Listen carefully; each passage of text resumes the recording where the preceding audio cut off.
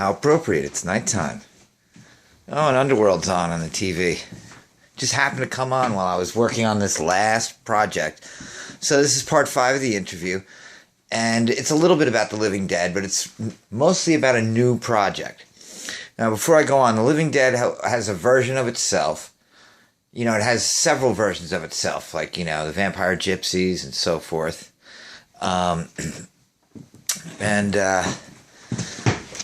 Yeah, I gotta write something down.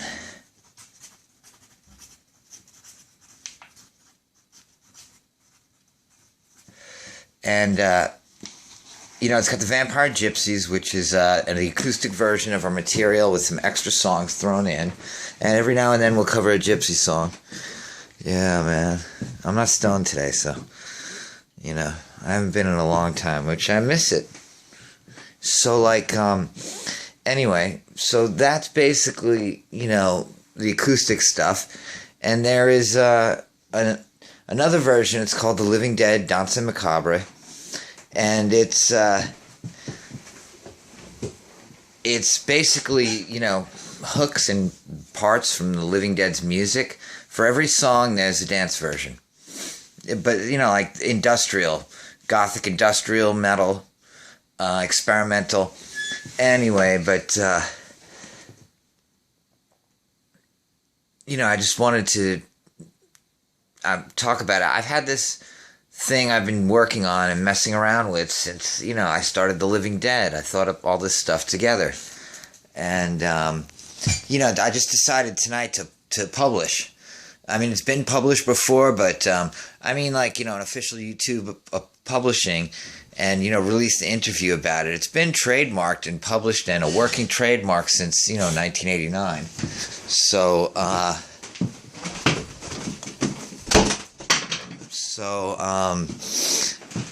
yeah, I don't want to be disturbed. I had to keep my door shut.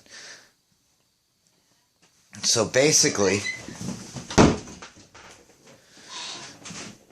yeah, it's got a lot of great artwork, but the most important part that I'm giving up part 5 of this interview is there's a new project, and it really isn't new. It's been around since 1997. It's completely separate from The Living Dead, and you know, I had written and remembered this stuff from what I had written before the fire back in 1997.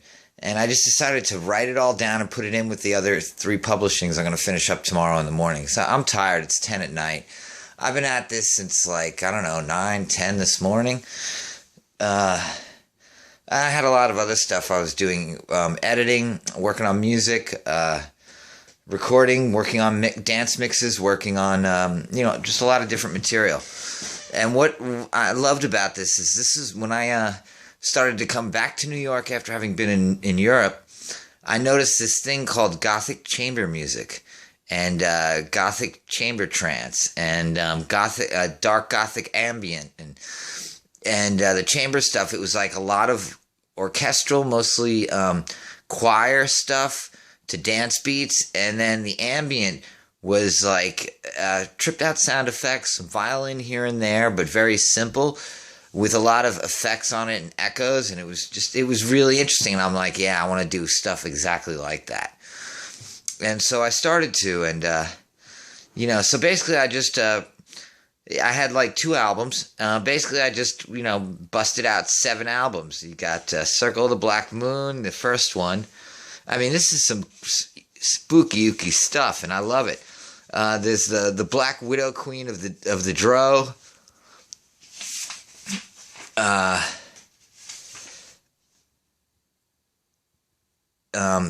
Black Child or Dark Child. I'm not sure what I'm going to call it yet. And Nightshade, Netherworld, Apocryphal Black, Black Trinity, you know, and just, I mean, just the concepts in this. I mean, Circle of the Black Moon has Shadow Moon, Soul Blackifice, Black Moon, Night Cloud, Unharmonic Convergence, Darkness, Eternal Night, Midnight, Black Heaven, Eventide Lightning. You know, it reminds me of the lyrics of the Living Dead's From Beyond. about somebody conjuring a holy eternal night. And, this gets into all that. Eventide lightning, nativity in black, black veils, black tears, bloody black eyes, starless eyes of Bible black, black-eyed children, black prey. I mean, when I start thinking of the sounds and all the aspects of it, it's going to be really interesting. This I'm going to have a lot of fun doing, because it's been in my head and I've been wanting to finish this. And it's only had 2 albums originally. Which albums were the first original 2? The first original 2 were, I believe, I gotta open this back up.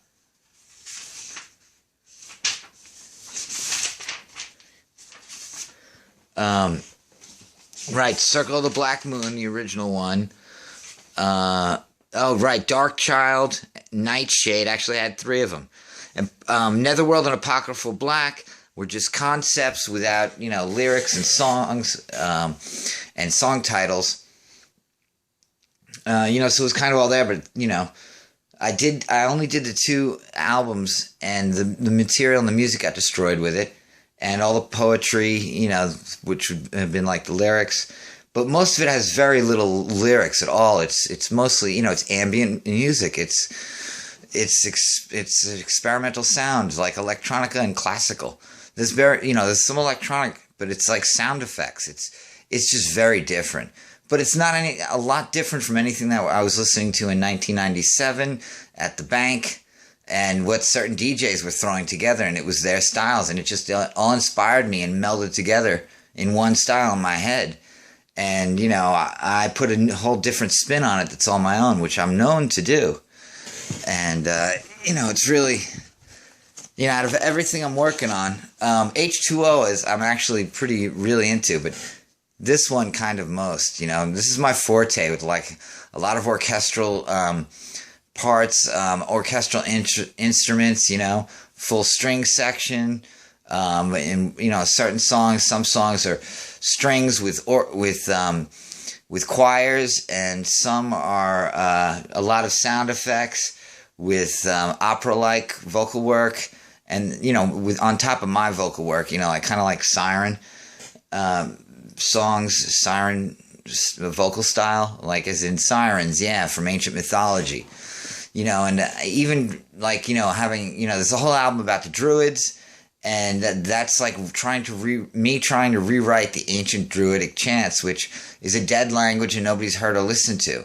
There's a couple families around the UK, Scotland, and Ireland that have passed the songs on, and Europe. You're talking about stuff that only still lives in like secret societies, very small ones, very small orders. People who study the occult and study the Druids. So it's all that's in there. I mean, this would really be my forte. The Living Dead, the rock version, and then this, my forte, especially the Circle of the Black Moon project. And I'm like really happy. I'm really excited. I'm like, I'm proud to present finally. But it's that kind of thing.